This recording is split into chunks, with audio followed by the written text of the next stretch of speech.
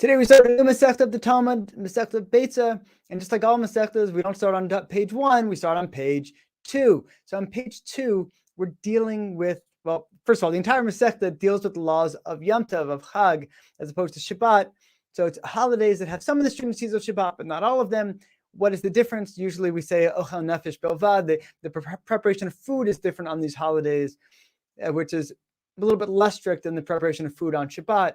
And that's the real main difference. So one thing we're talking about that the same with Shabbat and Yom Tov is the moving of muksa. We've got,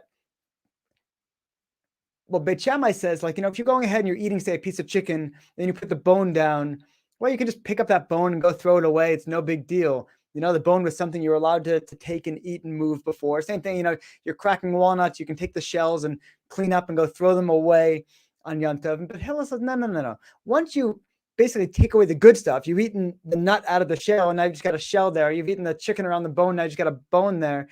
And it's just garbage. You'd have no other purpose for it. Well, at that point, you can't pick it up and throw it away. You can't move it because, you're not allowed to touch anything you don't have a purpose for on the holiday. So what do? You don't want to have this garbage all over your table. So back then, tables were a lot lighter, by the way. And he says, you know what? Beit Hillel says you just pick up the entirety of the table, and you take that and you can kind of shake off the table. You can get rid of all that stuff that you don't want, because you're moving the table itself is not prohibited. Therefore, you can, if you pick that up, anything else that goes along with it will be kind of secondary to that. It'll be indirect movement.